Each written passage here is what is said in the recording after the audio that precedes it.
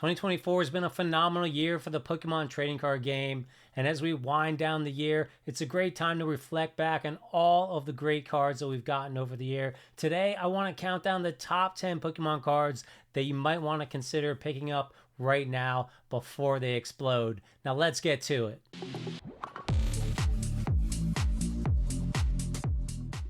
All right, let's get real. No one really knows what cards are going to explode in the future. I say collect what you love and just have a great time with it. This is for your entertainment only. These are the top 10 cards that I think are phenomenal, that are undervalued right now. It's just my opinion. Let me know what cards you think fit that category. But remember, it has to be a 2024 card, so that means Paldean Fates or more recently.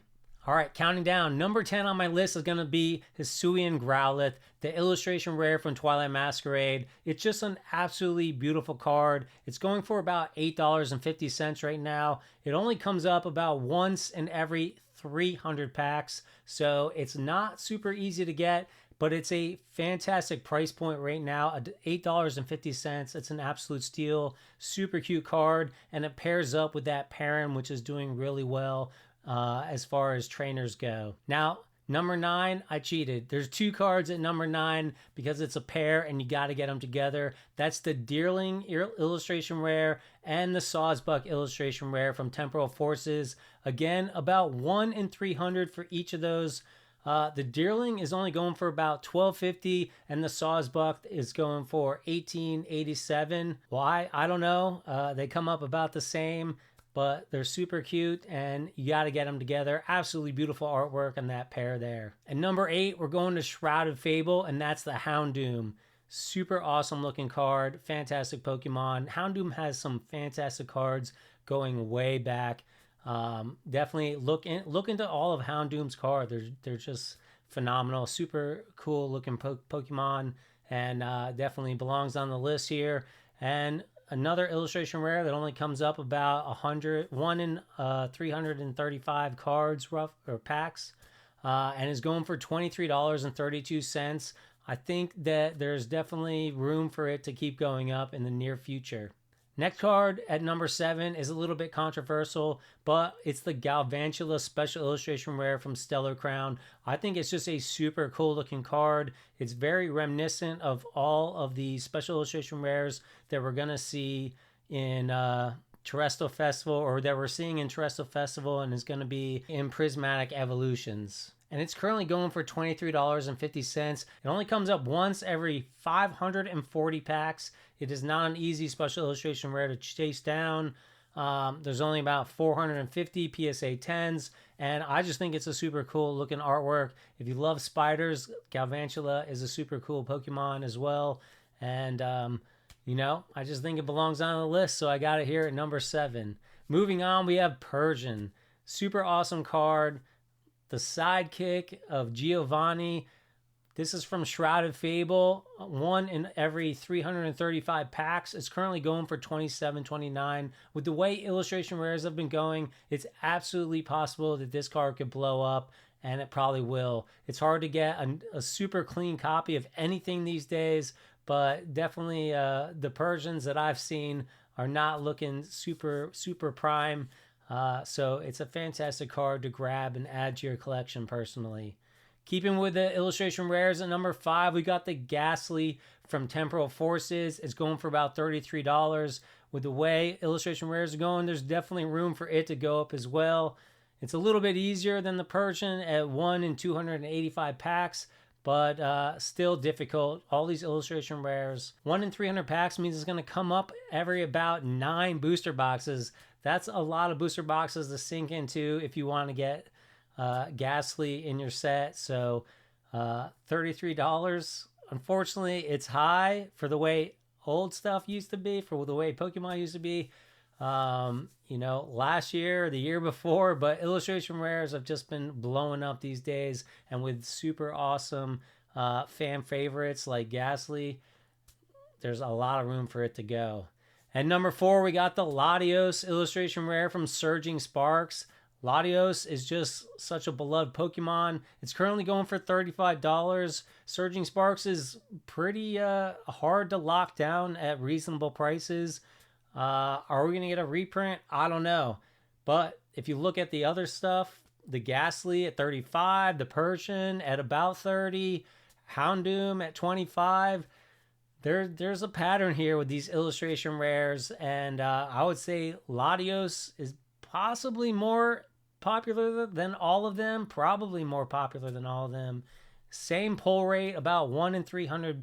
So you're looking at 9 booster boxes on average to get it.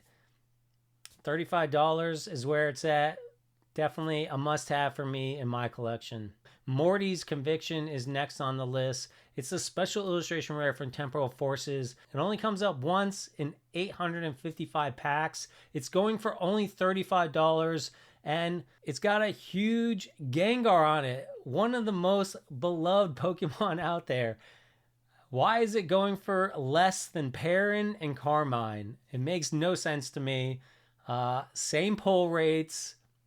I guess it's the waifu tax for the other ones, but they don't even have a huge Pokemon very well featured on the card, and Morty does. So I think it's a great buy at $35.